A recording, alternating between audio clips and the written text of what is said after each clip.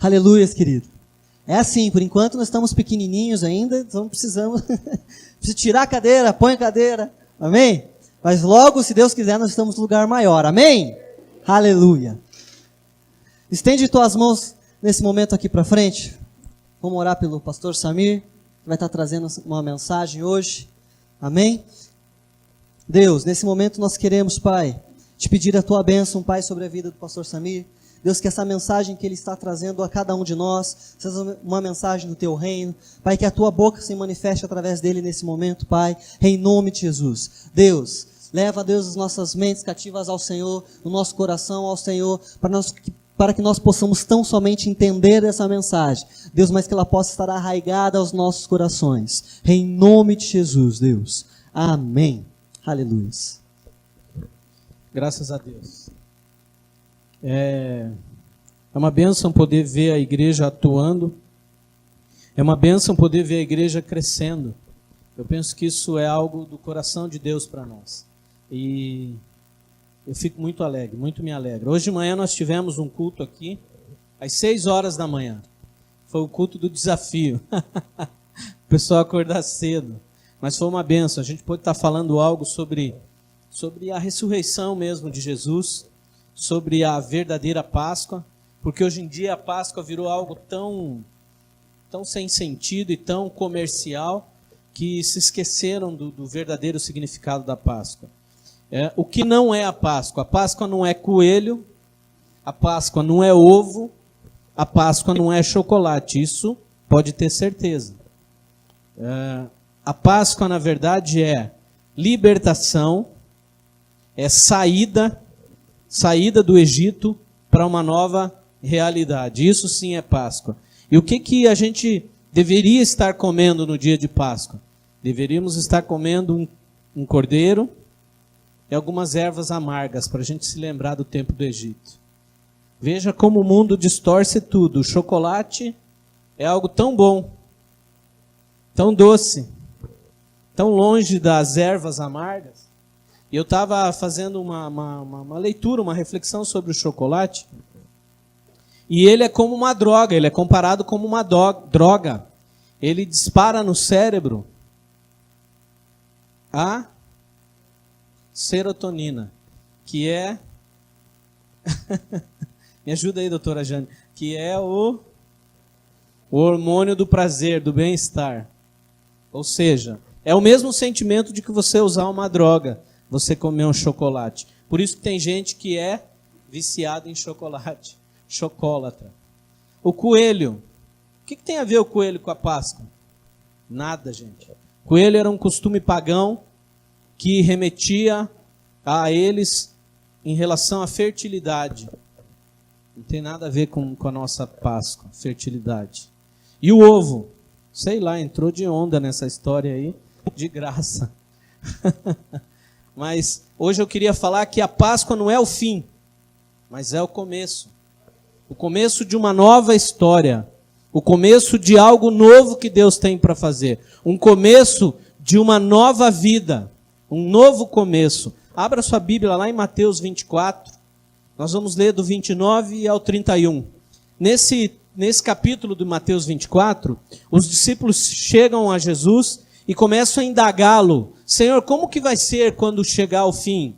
O que vai acontecer? E Jesus explicou várias coisas, gente. Que haveriam guerras, haveriam tremores de terra, haveriam pestes, fome, filhos se levantariam contra pais, pais contra filhos. Algo que nós estamos vivendo hoje. E em outra situação, Jesus disse que voltaria como nos tempos de Noé. O povo se casava, se dava em casamento, fazia seus projetos, seus sonhos e nem lembravam de Deus. Até que Noé entrou na arca. Quando Noé entrou na arca, veio o dilúvio. E só quem estava com Noé sobreviveu. Então, esse texto de Mateus 24, Jesus começa a ensinar. Esse é meu segurança. Deus te abençoe, meu filho. E Jesus fala sobre a videira, que a videira deveria começar a florescer. Quando ele está falando da videira, ele está falando da nação de Israel, que era um símbolo da nação de Israel é a videira. E a videira já está dando fruto há muito tempo, gente. Muito tempo. Então nós estamos vivendo muito próximos da vinda de Jesus. Hoje eu quero falar sobre isso, a volta de Jesus. Então a Páscoa não é o fim, é o começo. Amém? Mateus 24, do 29 ao 31. Logo depois das tribulações daqueles dias, escurecerá o sol e a lua não dará a sua luz. As estrelas cairão do céu e os poderes do céu serão abalados.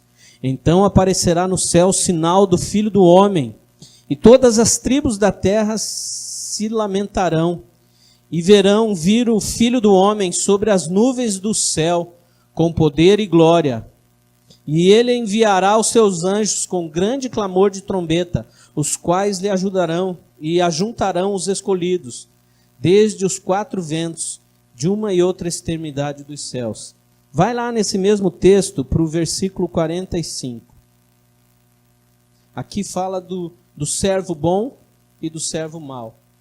Quem, pois, é o servo fiel e prudente que o Senhor pôs sobre os seus serviçais, para a tempo dar-lhe o sustento? Bem-aventurado aquele servo a quem o seu Senhor, quando vier, achar assim fazendo.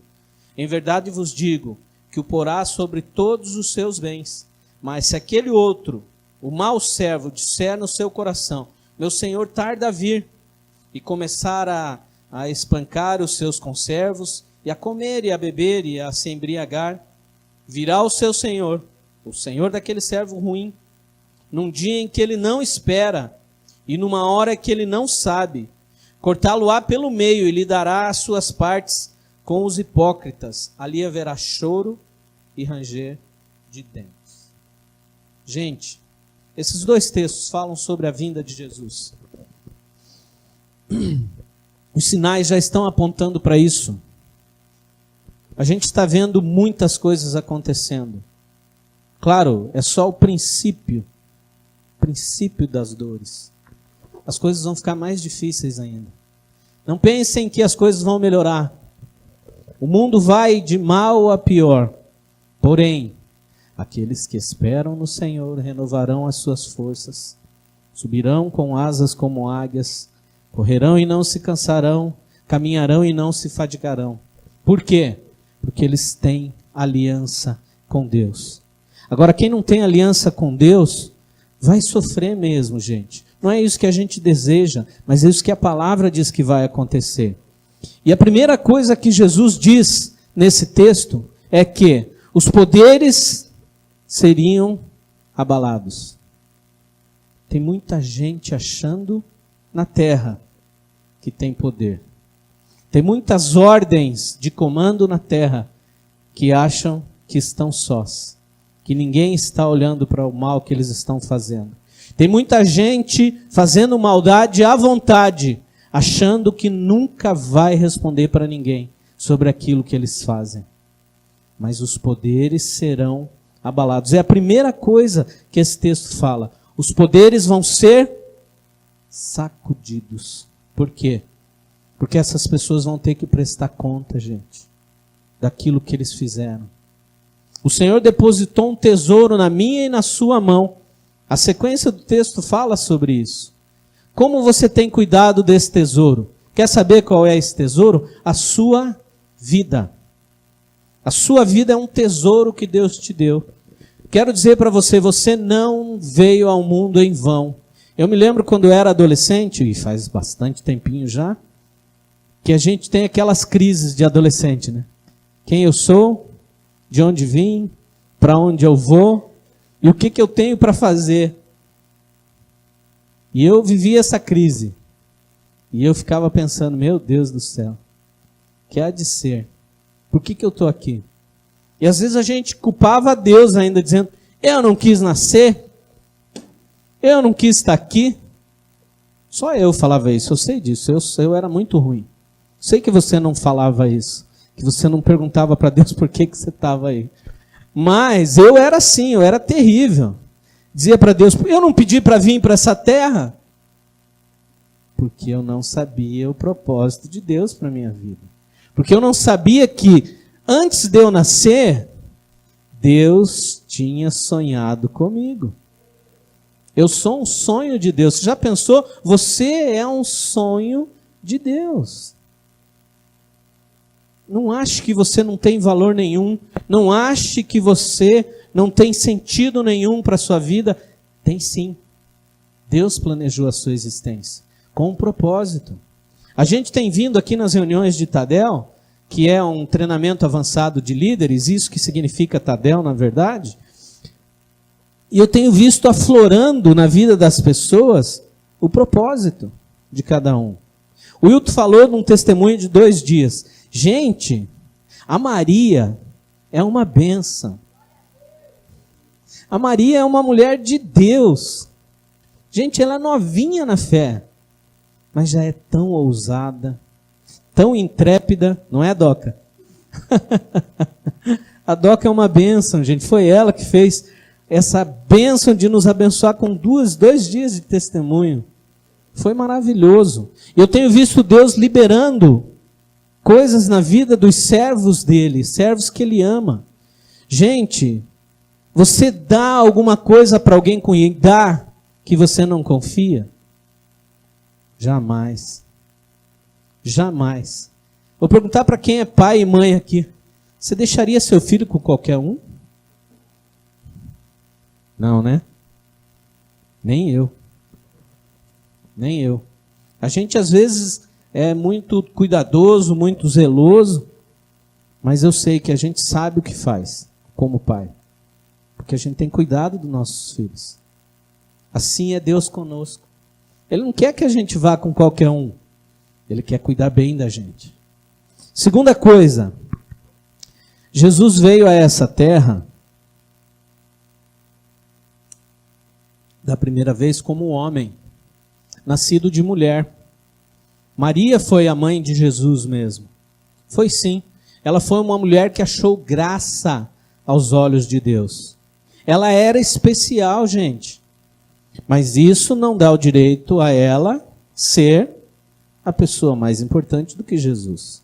Ela foi, como nós, uma serva. E fez o propósito que cabia a ela. Trazer à vida o Filho de Deus. Ali terminou o propósito daquela mulher santa. Que eu vou ver ela lá no céu, quero dar um beijo nela. Um abraço bem apertado e um beijo. Dizer para ela, você é uma mulher especial mesmo. Você é uma mulher especial. Mas Jesus veio humilde, como homem na terra. Os judeus, o povo judeu, esperava um libertador político. Esperava um homem de poder como Davi, que foi o maior rei que eles tiveram. Davi conquistou muitas nações, venceu muitas guerras e dominou muitos povos. Eles esperavam um outro Davi. Mas Jesus vem, humildezinho, simplesinho, nasce, vai se hospedar, não tem lugar no hotel, fica numa estalagem mais simples e ali ele nasce. Ali ele nasce. Veio, algumas pessoas não entendem, o teatro fala sobre isso. Jesus pequeno, com 12 anos, todos os anos os pais subiam de Belém para Jerusalém, oferecer sacrifícios anuais. Jesus tinha 12 anos e eles foram de Belém para Jerusalém oferecer o sacrifício. O que aconteceu com Jesus, vocês sabem? Ele foi para o templo discutir assuntos relacionados ao seu pai. Ele sentou lá e começou a conversar com aqueles doutores da lei e explicar coisas da lei que eles não sabiam. Eles ficaram maravilhados com aquela criança. Como que pode uma criança de 12 anos, loirinho, de olho azul, bem bonitinho, como Mateus, explicando isso, explicando essas coisas para nós? É porque Jesus tinha um espírito excelente. Mas ele era humilde, gente.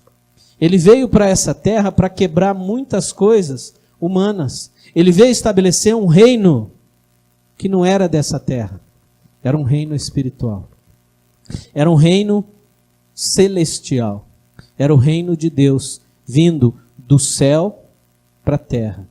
Quando Jesus começa a falar, ele diz: o reino de Deus chegou. O reino de Deus chegou. Eu estou implantando o reino de Deus. O reino de Deus. Então, muita gente não entendia. Até hoje, gente, os judeus estão esperando o Messias. Aquele que há de libertar Israel. Mas ele já veio. Ele já viveu. Ele já morreu.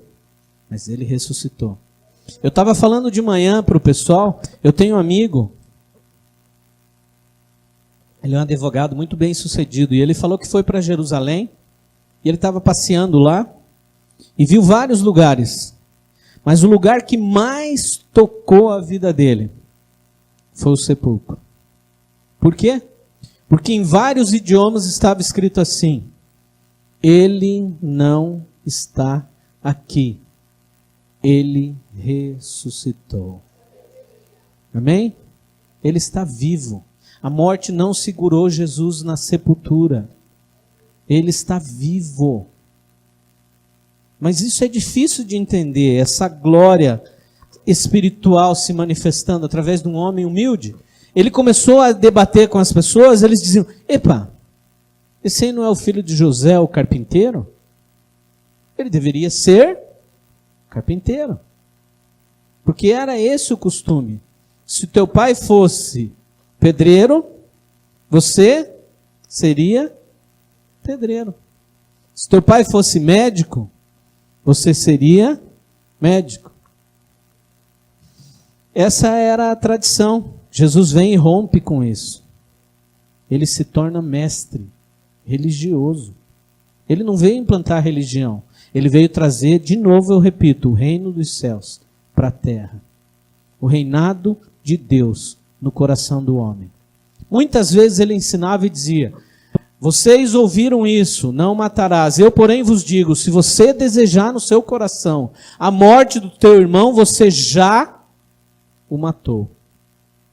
Ouvistes o que foi dito, não adulterarás. Eu, porém, vos digo, se você olhar para uma mulher com um olho diferente, você já adulterou. O que ele faz? A lei externa não pode ser só externa. A lei tem que ser no coração. O nosso coração tem que ser voltado para Deus. Totalmente voltado para Deus. Totalmente. E é isso que Jesus ensina. Mas ele, quando vir, não vai mais ser assim, humilde, como foi, entrando em Jerusalém, em cima de um burrinho. Em cima de um burrinho. Tudo bem que o burrinho era 0 quilômetro. Mas não deixava de ser um burrinho. E às vezes eu pergunto para o Senhor, né? Senhor, o que o Senhor quer? Aí o Senhor responde para mim: eu estou procurando um burrinho. Para me transportar. Para levar a minha glória. Aí eu digo para o Senhor: eu estou aqui, Jesus. Pode me usar. Porque Ele sempre vai estar procurando alguém que leve a glória de Jesus. Eu fico pensando aquele burrinho, gente. Quando Jesus estava em cima dele, todos saudavam ele. Jogavam folhas de palmeiras pela rua para ele passar em cima. Eu fico pensando a frustração desse burrinho no outro dia, que ele foi andar sozinho, sem Jesus. Certo? A pessoa diz: sai daqui, ô burrinho. O que você está fazendo aqui? Está atrapalhando aí? Gente, nós sem Jesus também somos assim, não somos nada. Mas quando Jesus está conosco, a glória de Deus vem junto. Amém? Ele vem com poder e glória, como juiz. Ele não vem mais como um salvador, um libertador. Ele vem para julgar. A palavra que nós lemos diz o seguinte: que eles vão abalar as estruturas dos céus. E Jesus vai ser visto nas nuvens. E os anjos vão tocar as trombetas nos 4 cantos da terra. Todos vão saber que Ele está voltando. Todos. E todo joelho se dobrará. e toda língua confessará que Jesus Cristo é o Rei. É isso que a palavra fala. É isso que a palavra fala. Mesmo que não aceite, mesmo que não queira, vai se prostrar e vai reconhecer. Porque ele vem não mais como servo, não mais como amigo, mas como juiz, para pegar e separar. Para o lado direito, aqueles que hão de subir, e para o lado esquerdo, aqueles que não vão com ele. E nós lemos na sequência do texto 2 tipos de servo. 2 tipos de servo. O primeiro, o servo bom. Ele era prudente, gente. Ele cuidava bem das coisas que estavam na mão dele. Ele era diligente. E ele era fiel. 3 características desse servo bom: prudente, diligente e fiel. O segundo servo era o mau servo, imprudente, tolo e infiel. Aí ele corre, nesse texto, um paralelo entre os dois. O servo fiel estava cuidando das coisas de Deus, das coisas que Deus pôs na mão dele. Gente, não quer dizer que você deva ficar enfiado na igreja 25 horas por dia. Não. Deus tem depositado na tua mão coisas para você fazer. Pessoas para você cuidar. Cuide bem delas. Cuide bem delas. Isso aí é você cuidar daquilo que Deus te deu. Isso aí é você devolver para Deus a glória que Ele merece. Porque se você é alguma coisa, é porque foi Deus quem fez. Gente, eu me lembro, e eu falo isso para vocês sempre. Em 1978, quando o Parigô de Souza, lá no Sítio Cercado, foi entregue, nós fomos morar lá. Eu tinha 10 para 11 anos. Ranhento, eu estava falando isso para o Julica hoje. Ranhento, craquento, usava uns calçãozinhos horríveis, o dedão vivia estourado na cabeça de chutar a bola com o pé descalço. Era horrível, gente. Malandro, boca suja, gordinho não, era mais magrinho. Gordinho depois só. Mas veja, eu não tinha nada, gente. Nada. Nada. Uma família de 6 filhos, e além dos 6 filhos tinha primo, tinha tio, tinha agregado, tinha tico-tico, tinha papagaio, tinha cachorro, tinha uns 3 cachorros. Meu Jesus amado, que história linda é essa. Sabe por quê? Porque Deus tirou a gente desse lugar e nos ensinou a ser alguma coisa. Porque se não fosse Deus, eu não sei como seria a minha vida. Eu nem sei se estaria vivo. Porque depois, quando eu fui ficando mais velho, eu era meio metido a encrenqueiro ainda. Com esse tamanho todo, gente. Vocês imaginam? Era metida briguento ainda. Apanhava, batia, e assim era a vida. E assim eu cresci. Mas um dia, quando eu tinha 17 anos de idade, minha irmã mais velha foi para a igreja. Eu me lembro disso como fosse hoje. Eu contei isso já para vocês algumas vezes, mas vou contar de novo para vocês lembrarem bem da minha história. E ela foi para a igreja, e ela vivia me convidando para ir para a igreja. Eu não queria. Isso é chato, que esse negócio de virar crente, que não quero isso para mim, não.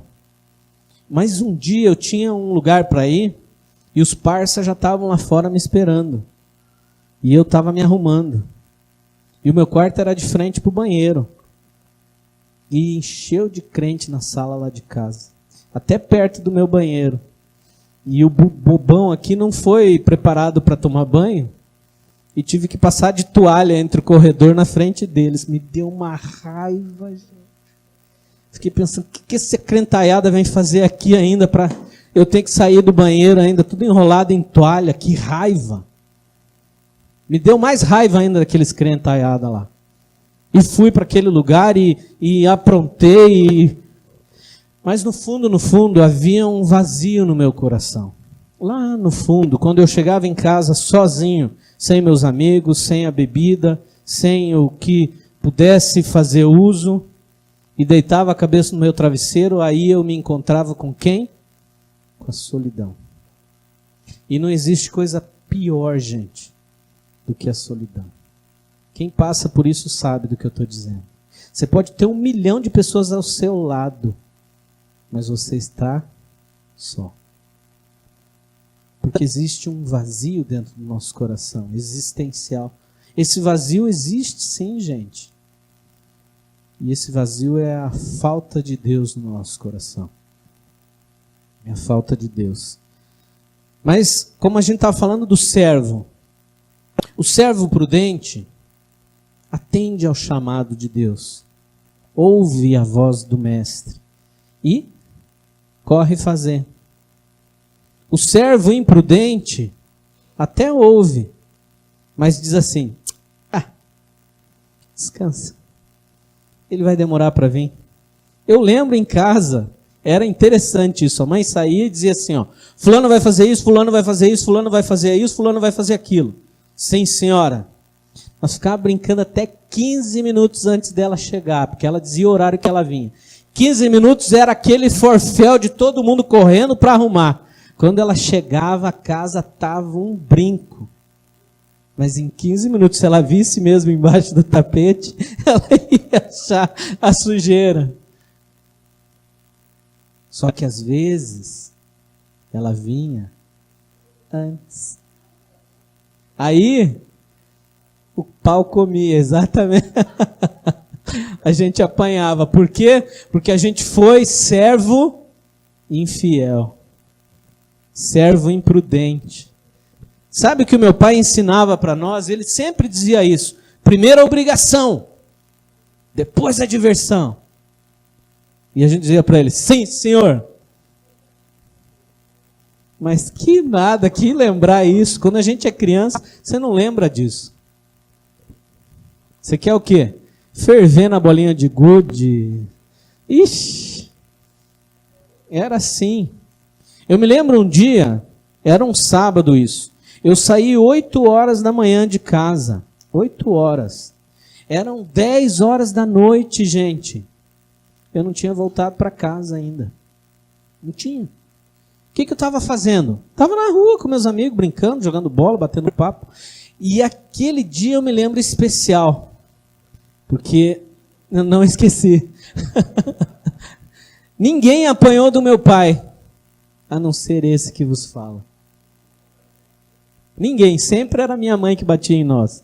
Mas eu tive o privilégio de apanhar do meu pai. E foi nesse dia.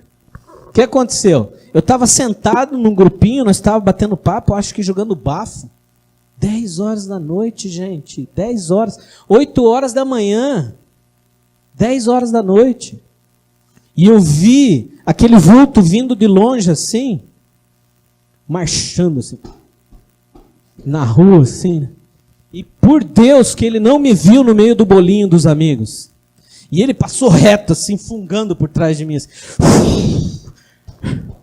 Eu pensei, meu Deus do céu, rapaziada, o couro meu tá negociado, vazei, cheguei em casa antes dele, corri, porque ele foi até o fim da rua, e não me achou, e voltou, e eu dei um pau, cheguei em casa e pá, o meu segredo era o banheiro. Me trancava lá e ficava. E demorava para tomar banho. E me enrolava. E... Vamos, rapaz, sai daí. Aí minha mãe veio na porta. Samir, teu pai quer falar com você. Disse assim, mãe, só mais um pouquinho, já vou terminar.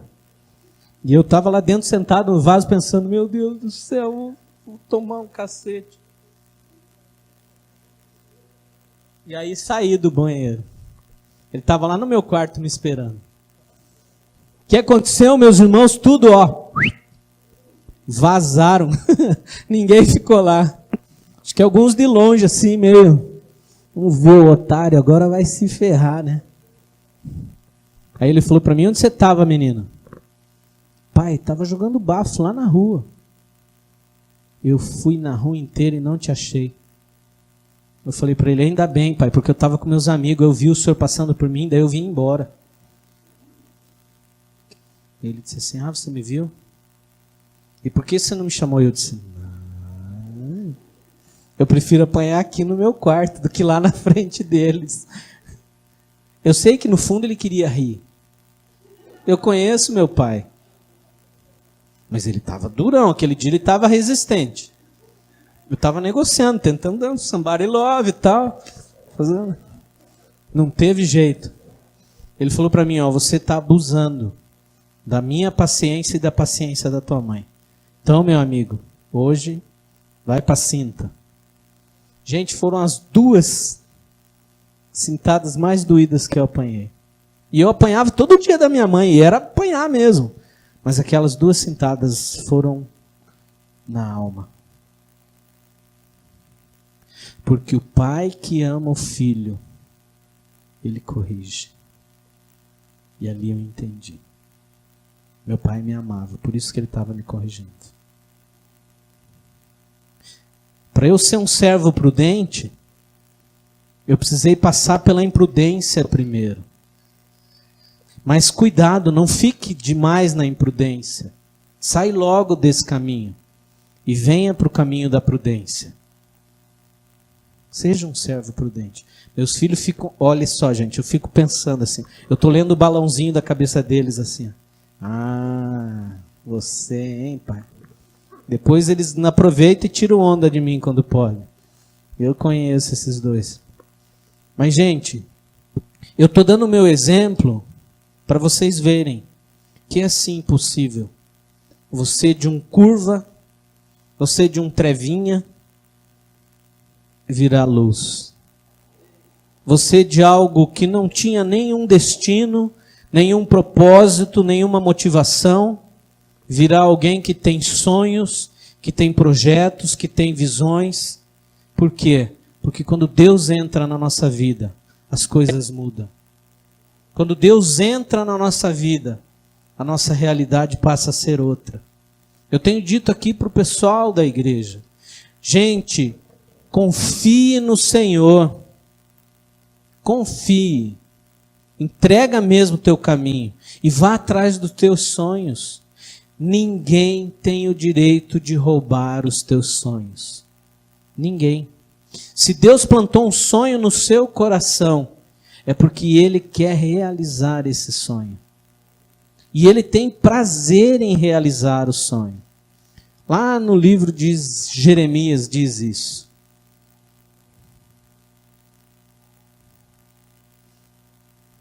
Fala sobre isso. Sobre o prazer que Deus tem em nos dar aquilo que a gente quer. Claro, se você está pedindo alguma coisa que não tem nada a ver,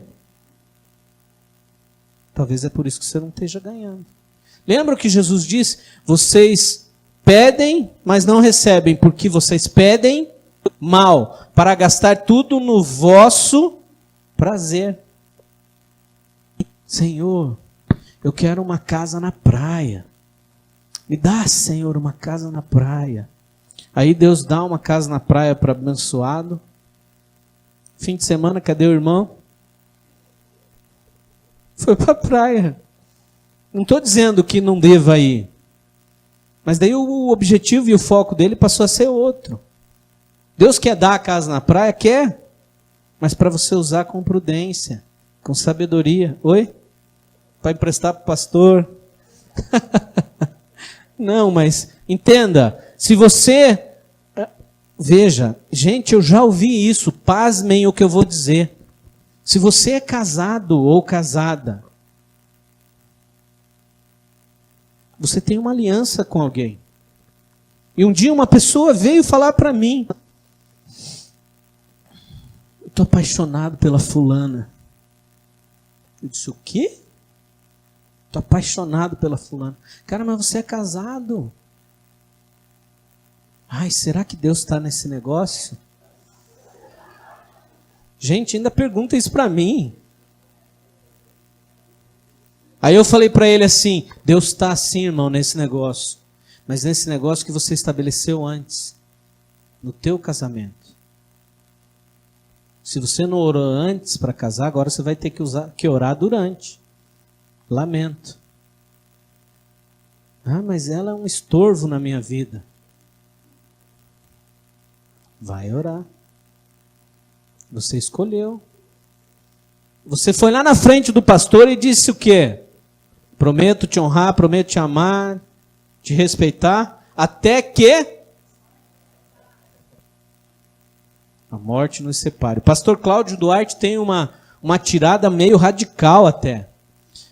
O cara chega para ele e fala assim, pastor, gente, pastor, quero separar da minha mulher. Essa mulher não dá conta, não me atende. Imagine o bonitão, né? Aquela pança dele, daquele tamanho. Disse, você quer separar? Então vou orar por você, sim, irmão. Vem aqui. Pegou no ombro dele, vem aqui ler um pouquinho, você que é grandão.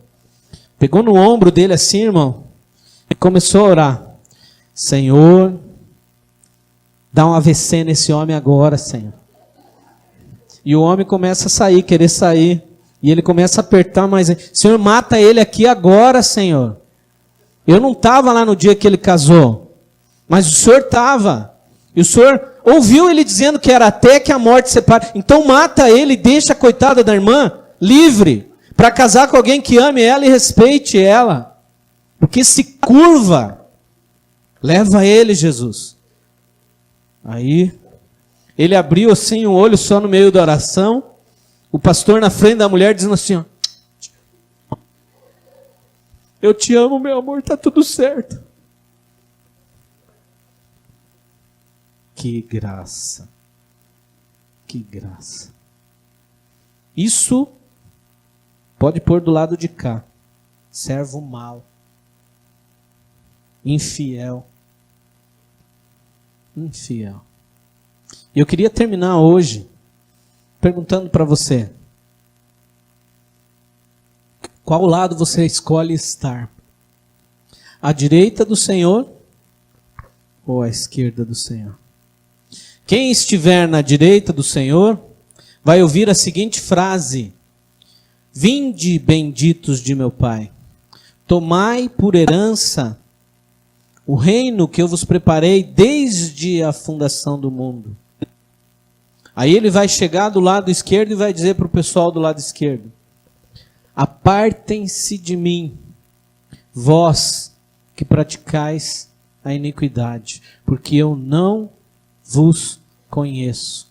Aí alguns deles vão se levantar e vão dizer: Senhor, mas em teu nome nós expulsamos demônios, em teu nome nós fizemos prodígios e maravilhas. Jesus responderá o seguinte: não vos conheço. Não vos conheço. Porque nem todo que diz Senhor, Senhor, entrará no reino dos céus. Gente, isso aqui é muito sério. Esse assunto é muito sério. Quando a gente fala de Jesus, a gente fala de acerto de conta. Esses dias a gente estava numa célula. Infelizmente, um jovem de 18 ou 19 anos teve que prestar conta, porque não tinha dinheiro para acertar a conta. E o que aconteceu? Pagou com a vida. Conosco também não vai ser diferente, nós vamos prestar conta para Deus. Tem gente que morre de medo daquela tela que tem lá no céu, né? Vai chegar lá e Jesus vai dizer: olha a história da tua vida aí.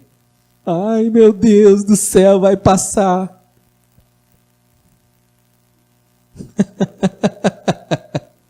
Mas eu quero dizer para você, aqueles que estão em Cristo, nova criatura é. As coisas velhas já passaram, tudo se fez novo. Porque não há mais condenação. Porque aqueles pecados que você confessou, Deus realmente perdoou e lançou no mar do esquecimento. Quando você chegar lá e for ver a tela, se você confessou e deixou, não se preocupe. O filme vai ser lindo. Vai ser lindo o filme. Agora, se não... Deus tenha misericórdia da minha vida, né? Então, que lado que você quer estar? Aonde você quer viver? Com Deus eternamente ou sem Deus eternamente? Porque não existe meio do caminho. Até o Vaticano agora já reconheceu que não existe purgatório. Purgatório, eu digo que é a casa do Hulk lá em casa. Está cheia de purga. Mas só existem 2 lugares. Ou o céu, ou o inferno. E com essa palavra eu não quero pôr medo em ninguém. Eu só quero trazer reflexão. Reflita como está a sua vida. Reflita como você está vivendo, como um servo bom e fiel ou como um servo mau e infiel. E vocês leram comigo o que Jesus fez com o servo infiel. Ele cortou ele no meio e lançou num lugar onde há choro e ranger de dentes. Gente, existe coisa pior do que